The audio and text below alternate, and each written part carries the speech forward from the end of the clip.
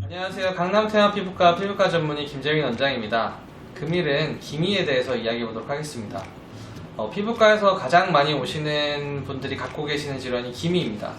기미는 이제 주로 젊은 여성분들부터 중년 여성분들까지 이제 나이가 들어가면서 노화가 일어나서 나타나는 질환 중에 하나인데요. 이 노화를 일으키는 것 중에 가장 중요한 것이 이제 햇빛 노출이라고 보시면 되겠습니다.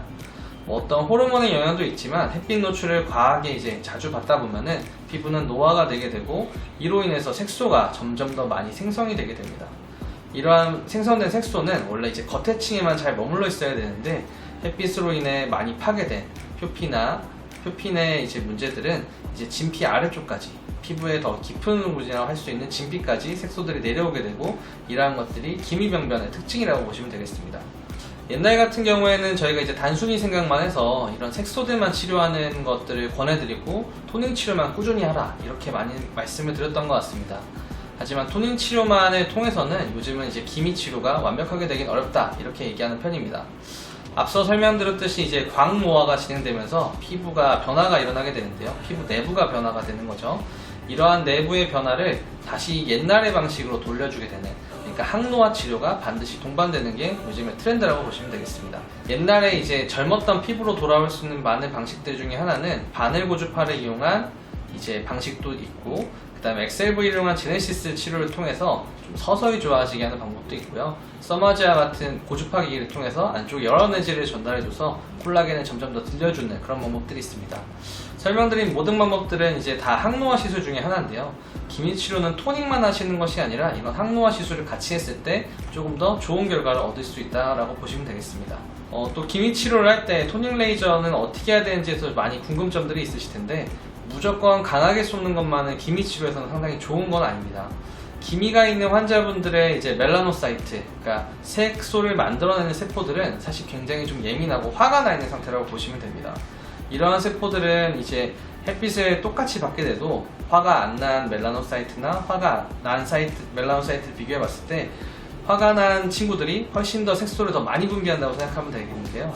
레이저 치료는 이런 그 색소세포의 기능을 좀 떨어뜨리는 기능은 있지만, 너무 강하게 주사하게 되면은 이 색소세포에서 조금 더 화를 많이 내기 때문에 더 많은 색소를 분비하는 경우도 있습니다.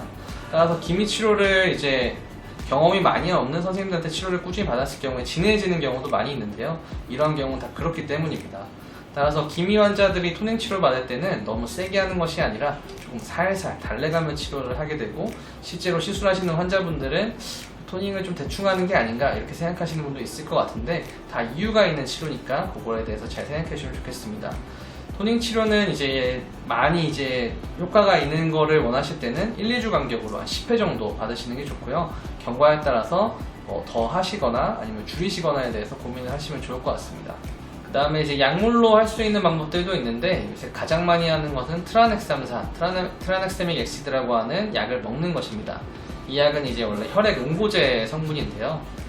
당연히 몸에 어떤 과거력이 있거나 아니면 가족력들이 있으신, 응고가 생기면 문제가 되는 뇌졸중이라든지 심혈관 질환 같은 경우, 아니면 정맥류 같은 게 있을 경우는 조심해야 되지만, 그런 분들이 없을 경우에는 충분히 먹어볼 수 있는 약 중에 하나입니다. 특히나 기미 치료를 원하시는 분들은 꼭 복용하시는 것을 저는 추천을 드리는데요.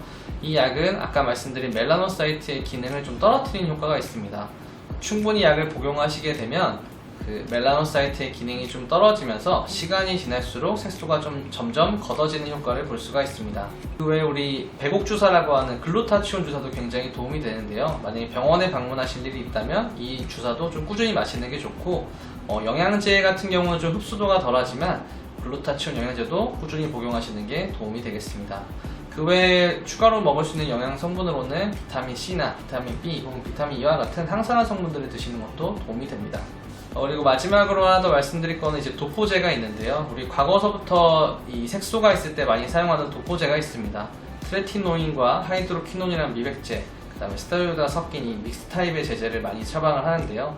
이 제제는 과거에서부터 이런 색소가 있을 때 꾸준하게 잘 바르게 된다고 하면은 꽤 효과를 볼 수 있는 제품이기 때문에 이 제품도 기미가 걱정이실 경우에 충분히 사용하시는 게 좋습니다. 그리고 이제 마지막으로 환자분들이 해주셔야 될 거는 이 기미 치료를 할 때 목표를 잘 설정하는 것 같습니다. 기미 치료는 노화가 동반되는 질환이기 때문에 사실은 완벽하게 걷어내기가 쉽지는 않을 수가 있습니다. 내가 옛날같이 완벽하게 깨끗한 피부를 만들겠다라고 생각을 하시게 된다고 하면은 치료 횟수도 훨씬 더 많이 잡으셔야 되고 치료 기간도 훨씬 더 길어지게 됩니다. 이제 그러한 목표가 아니고 옛날에는 이제 선크림도 바르고 베이스도 바르고 그 다음에 컨실러까지 바르셔갖고 완전하게 안 보이는 정도까지 된다고 하면은 이제는 선크림만 하나만 발라도 충분히 안 보이는 정도가 목표라고 하시면은 어떤 짧은 기간이라도 충분히 만족하실 만한 결과를 얻으실 거라고 생각합니다.